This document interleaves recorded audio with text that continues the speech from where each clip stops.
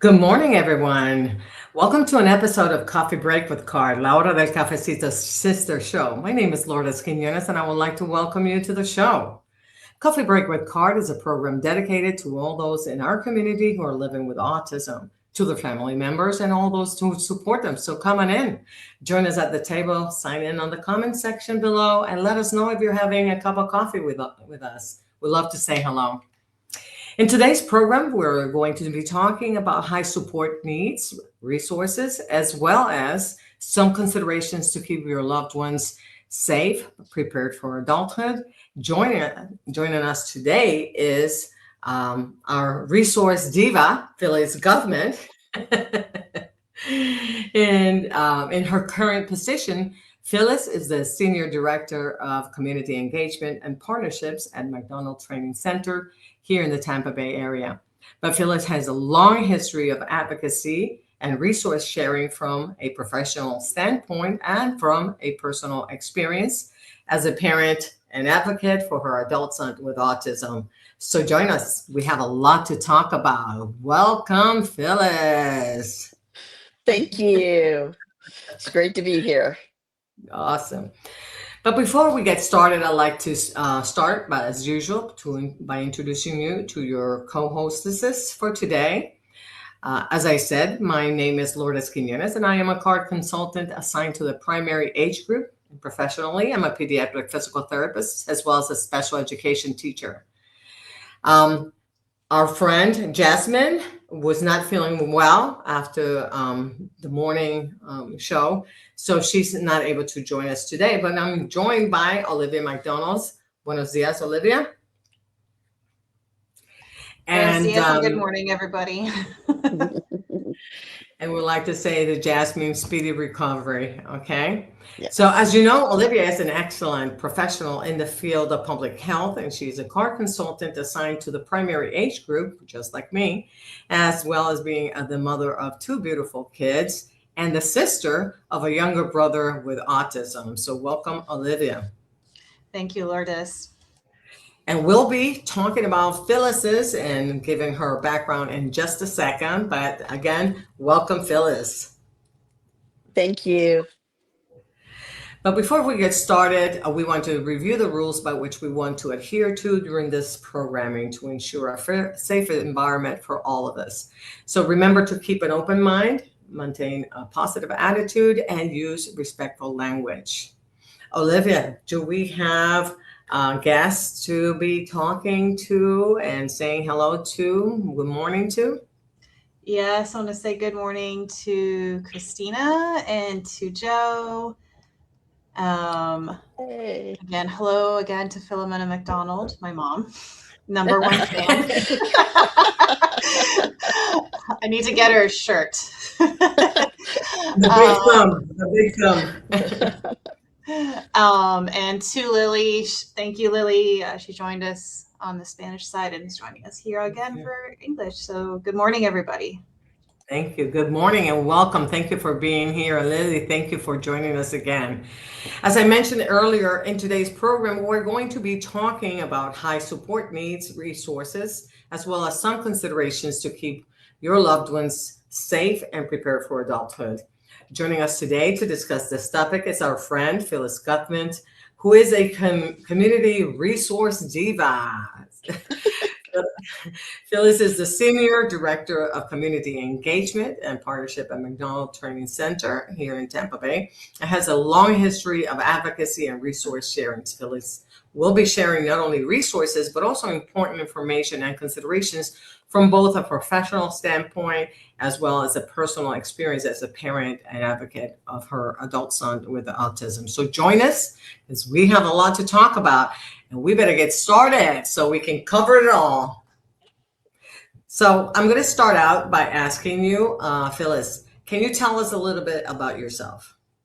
Yes. Hi, everyone. Good morning, and thank you for having me.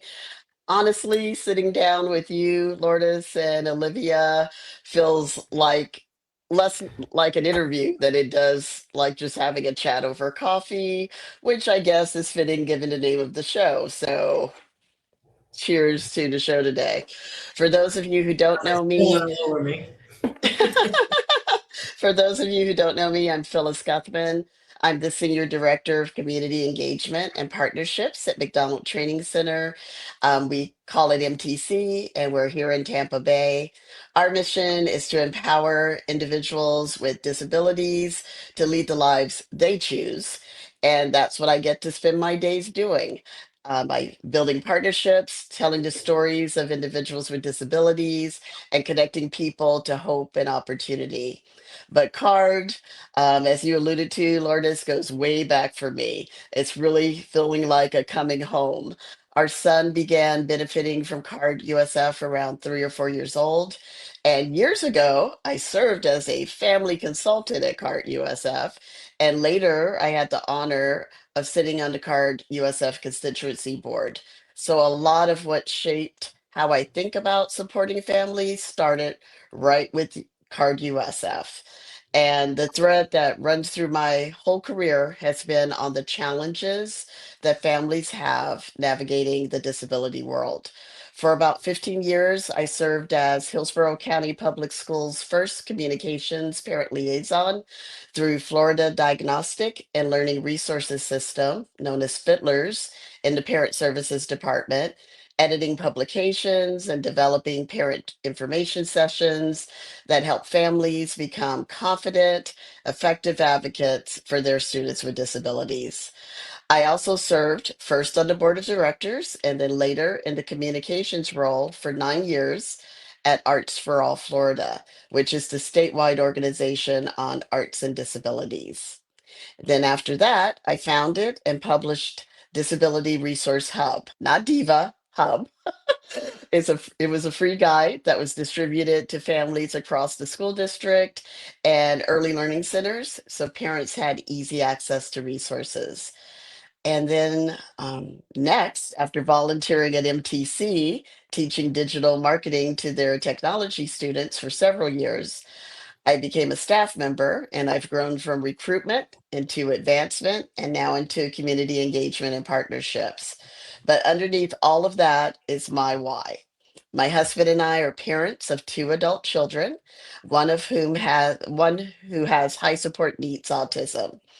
And that journey is really what turned me into an advocate long before it ever showed up on a business card. I'm here today wearing a few hats: the mom who's lived this journey, the professional who spent a career serving individuals with disabilities and their families and their stakeholders, and the advocate who just wants other families to feel a little less alone in all of this.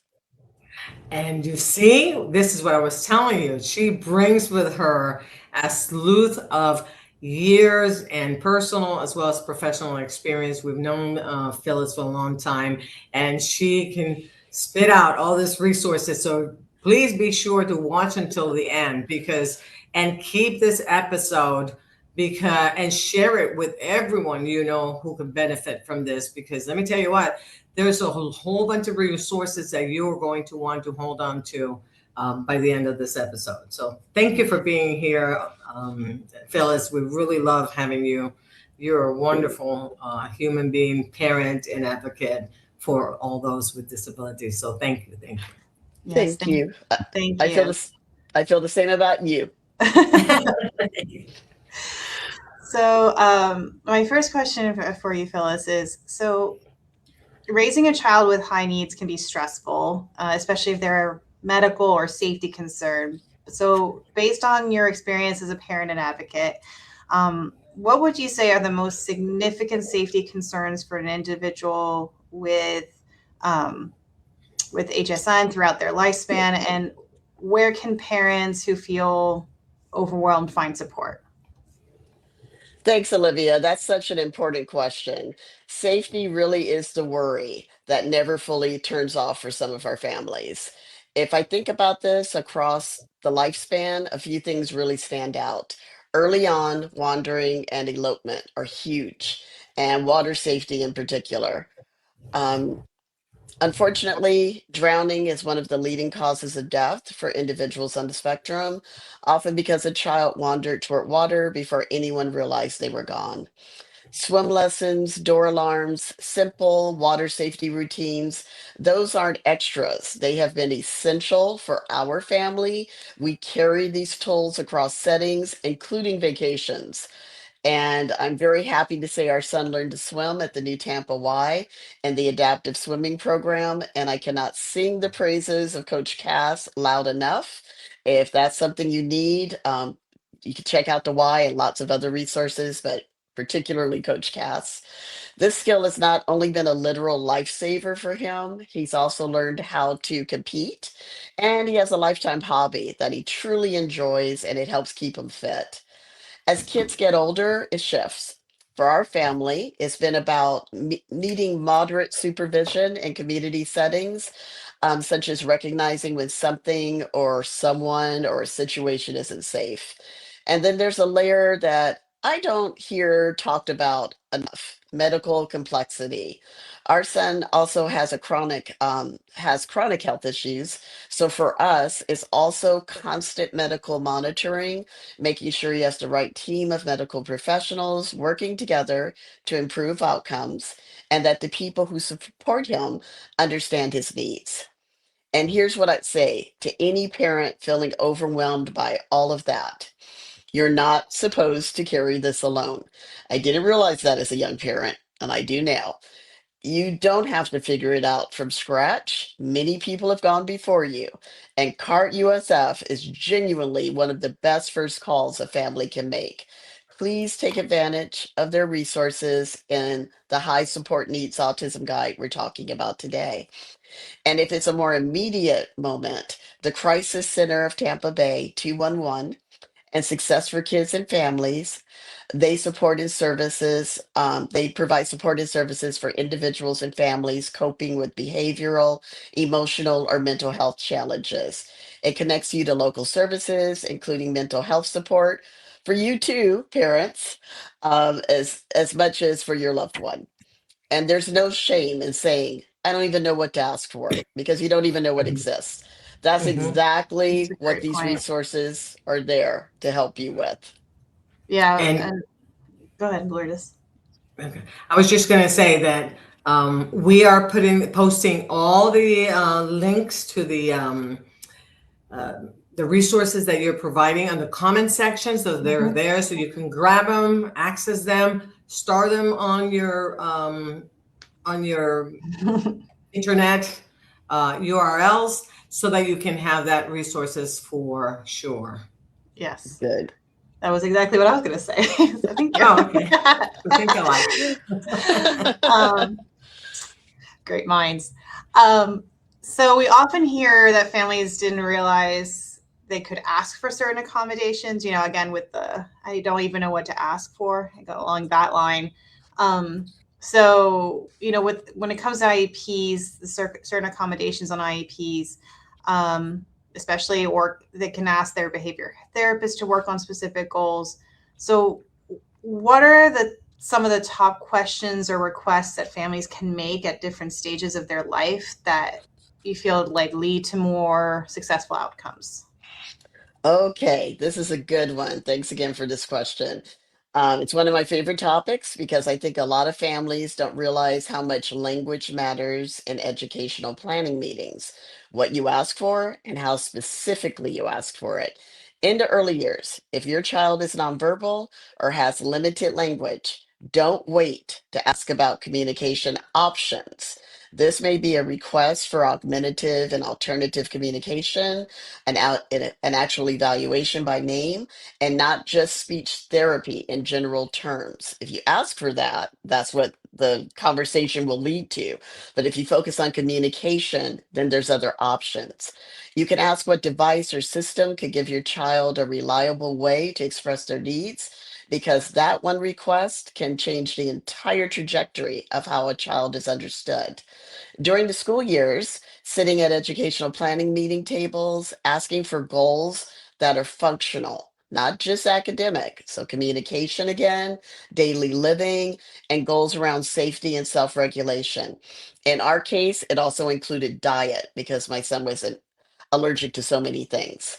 Now, specifically regarding behavior, in addition to reducing a behavior, ask what the replacement skill is going to be taught, because that reframes the whole conversation from stopping to replacement. And that's a game changer because it's growth.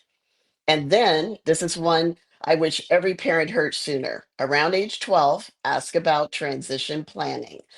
That's when vocational rehabilitation, VR, becomes available. And if you have not done so, it's also a good time to engage with the Florida's Agency for Persons with Disabilities, APD, which oversees a statewide service delivery system designed to meet the needs of individuals with disabilities and their families. Wait lists for services can be so lengthy. So applying early, even years before you think you'll need it, is one of the most important requests a family can make. It's not jumping the gun, and it's not losing hope. It's planning ahead with hope for what your son or daughter adult life can look like. And I love so much that you say that and you remind people that. And I said in the Spanish version of the show, La Hora del Cafecito, I said that when I was doing my master's in special education with emphasis on autism and intellectual disabilities, I heard one of my professors state that transition starts in kindergarten. So transition planning starts, it starts with that vision of what your Mhm. child can become and will become, giving enough practice. So every parent does that. They think about, where's my child going to be when they grow up? So that needs to start there. So thank you for saying that and for reminding people that it starts at the age of 14. The VR services, the planning starts at Mhm. 12, but so I really love that about your resources today. So thank you. Mhm. So expanding on the idea that some families may feel like they have limited or no access to resources, or that there's a lack of resources available for the families of individuals with high support needs. What are some of the community resources that you recommend, and how can families access the support services and materials that they need? Okay, another good question. Thank you, Olivia. I can tell you, I've been hearing this from families for over 20 years. There are no resources out there. Yeah, there are so many resources out there, but discovering reliable resources from reliable sources and how you may access them, that may be the issue.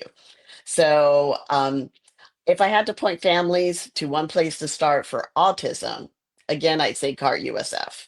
Just registering with them opens a lot of doors, an array of resources, including the High Support Needs Guide we've been talking about today.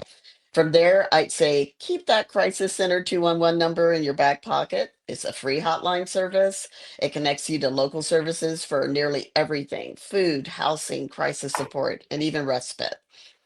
For other long-standing, long-serving, bigger services, I'd say Florida Diagnostic and Learning Resources System, Parent Services.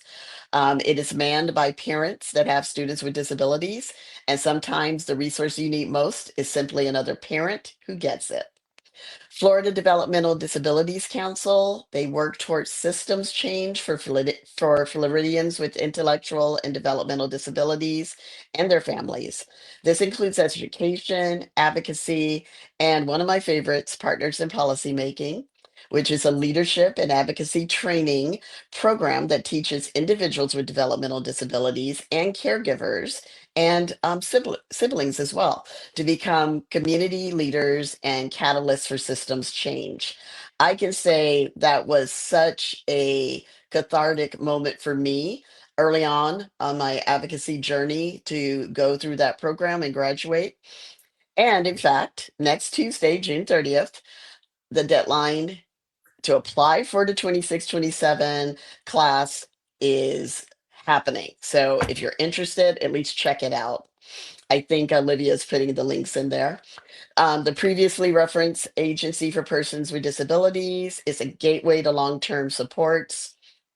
Disability Rights Florida is there if you need legal advocacy, and they have a lot of educational and legislative information as well. And then financially, you may want to look into Able United account. It helps individuals with severe diagnoses or disabilities save tax free and protect public benefits. So you can save while still maintaining your supplemental security income, SSI, Medicaid, and more. And then this is something that comes as a surprise to many parents every year. The age of majority is the legal threshold when a minor officially becomes an adult. It's 18 years old. Doesn't matter if you have a disability, it's 18 years old. So if there's decisions that need to be made, you need to do that prior to guardianship options, healthcare advocacy, many other things to think about before 18. One of my favorites is FAST, Florida Alliance for Assistive Services and Technology, is a program designed to provide assistive technology to Floridians with disabilities and their loved ones.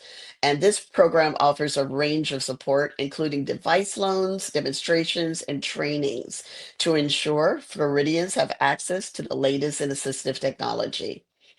And of course, I'd be remiss to not mention MTC, where I work. We're dedicated to continuously responding to the needs of the community by elevating the quality of post secondary education options, jobs and life skills training, employment, and residential services. And the services that we are privileged to provide is for all individuals with disabilities. And those services include youth experiences during out of school time. So that would be summertime, holiday time, spring break, winter break. We provide vocational rehabilitation career readiness opportunities. These are camps. They're free for students ages 14 to 21 in school with an IEP or 504 plan referred by their VR counselors. And we have camps running this summer right now. So check them out. Mira, these are such valuable resources. Didn't I tell you that Phyllis is literally the resource diva? So be sure to save again this episode and share it with everyone you know could benefit from this resources. And I also want to let you know that we have uploaded all these links and the links of past episodes of Coffee Break with Card, as well as La Hora del Cafecito, where we talk about some of the resources that Phyllis already shared. For example, the Able United one. We talk about the guardianship, various videos that we have on our YouTube channel, which is Card-USF. You can find a lot of our resources there. So thank you for sharing this information with us. I know that you have a slew more in your back pocket of resources, but thank you for bringing these to us, and we'll be sharing more information about you and MTC in a second. Yeah, that was actually going to be my follow-up question, was like if there was anything else that you would like to share, Phyllis. Well, yes, there always is. So most importantly, most people are fortunate enough to spend most of their life as an adult. And transitioning to adulthood is critical for independence. I want parents that are listening and caregivers to understand that I did not understand this when my child was 3. I was focused on, can he tie his shoes? Can he hold a spoon? All important things. But adulthood is what we should be focusing on, to Lourdes' point earlier, from the very beginning, like that pre-K IEP. Let's Yeah. talk about adulthood, okay?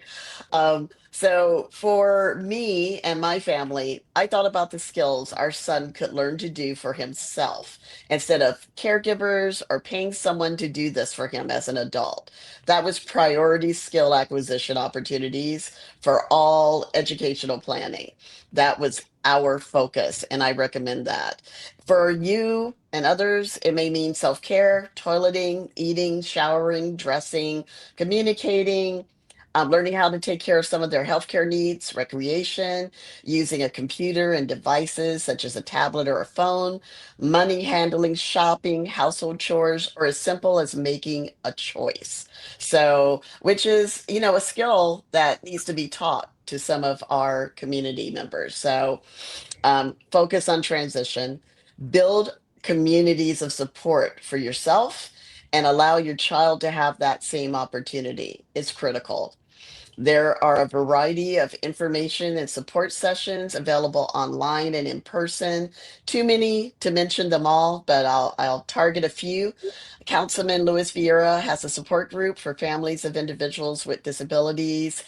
It meets monthly at Coffee Uniting People in South Tampa, a wonderful organization that hires inclusively, including our individuals with intellectual and developmental disabilities. There are also many social, arts, and athletic events, including Special Olympics Unified Sports, which is an inclusive program that brings together individuals with and without intellectual disabilities on the same team. Buddy Baseball, I'm on the board, so I a remember.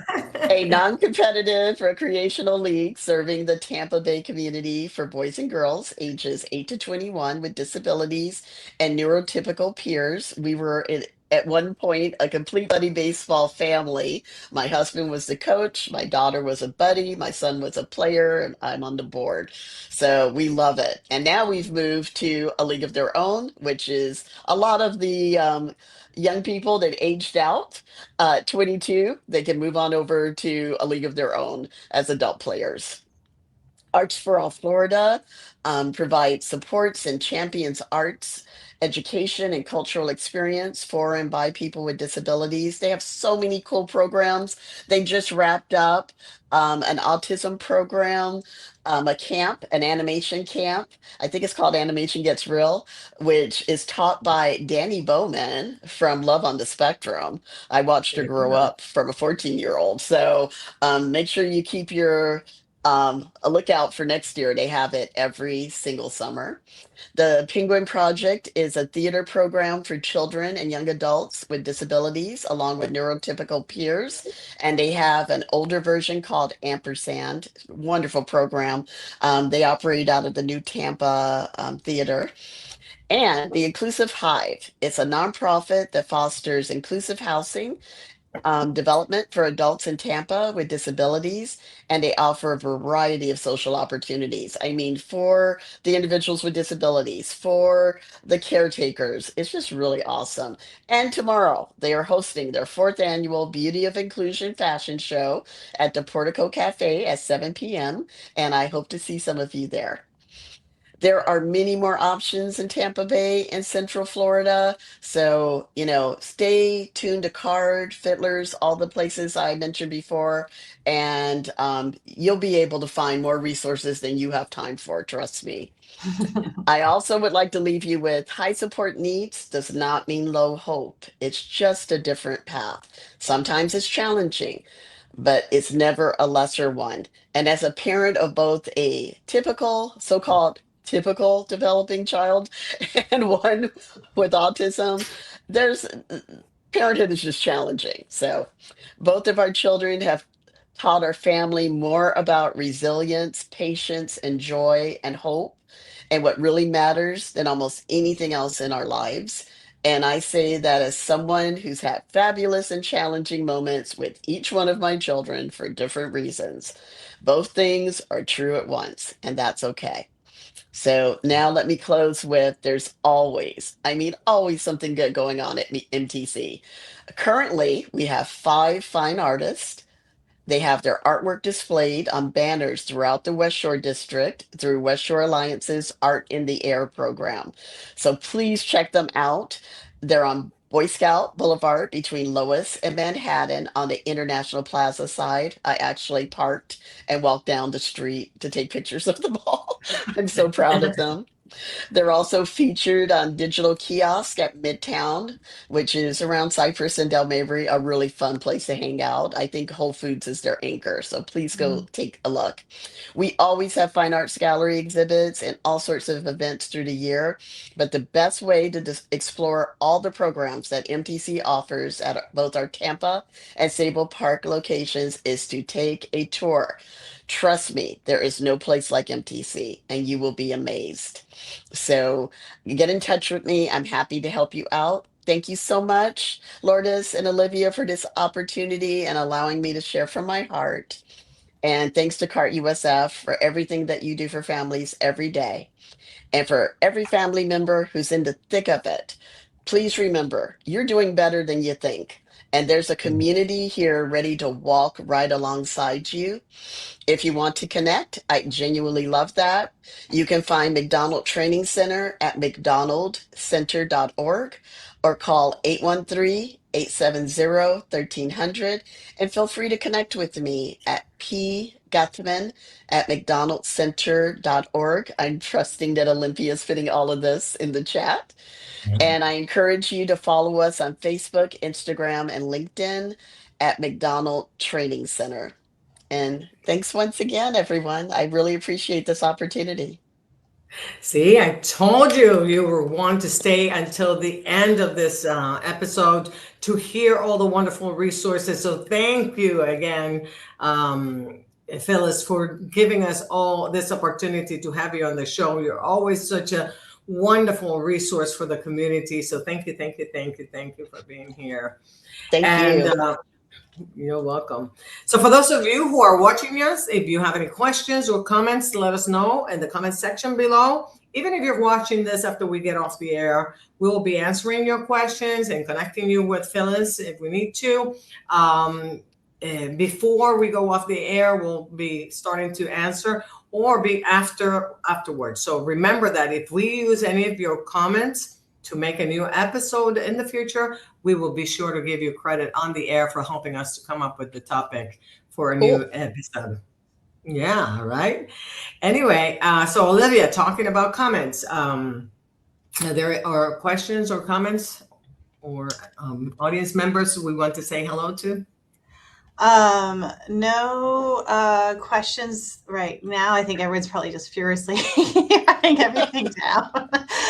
But I did also want to say thank you to Chris and Marie for giving us some hearts and some love for our show. Thank you so much for being here. And a lot of you are going to be watching this after we get off the air. So please be sure, remember to share this episode with all those you know who can benefit from this. And again, thank you so much to Phyllis Guthman for taking the time to join us today and for bringing such an important and useful information for our audience. We really, you're always welcome in our show. Okay. So, thank you. And she gave us updates of things that are happening this weekend even. So be sure to join those events. And again, if you would like to connect with Phyllis, her contact information is on the comment section so that you're able to, again, pick her brain for more information about that, right? So I will also like to thank our audience for being here with us and interacting with us, and for watching the episode after we got off the air, and for sharing it with all those you know who can benefit from it. So thank you. Above all, for taking the survey we're going to be sharing in the comment section, because as you know, as we said before, this is the way that we can keep the lights on, right? This is the way that we can justify the time that it takes us to create programming like this and to be on the air with you. So thank you from the bottom of our heart for doing that. Even if you've done it before, we need one of these surveys filled out every time we go on the air. So if you're benefiting from this show, please let us know. Comment on it. This is how we can keep our funding. Okay. And so I want to remind you that both Coffee Break with Card and La Hora del Cafecito come on the air the third Friday of each month at 10:45 for the Coffee Break with Card and 10 a.m. for La Hora del Cafecito. So this month we came on the air on the fourth Friday instead of the third, and that's because last Friday was a federal holiday.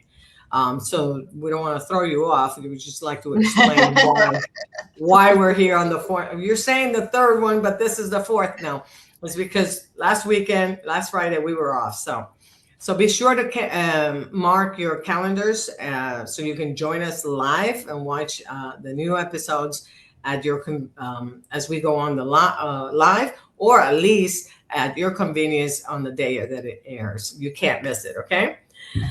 And so that brings us to the end of the show. As I said, don't forget to fill out those surveys. But before we go in the air, we like to remind us to give us a like, share this video on your page and with those who can benefit with it. And be sure to mark your calendars for the third Friday of the month. Next month will be July 17th, I believe. So we can share a cup of coffee with you as we spill the beans on important topics related to autism. So until then, we wish you good vibes and hot coffee. Have a God. blessed weekend. God bless. Bye-bye. Bye-bye.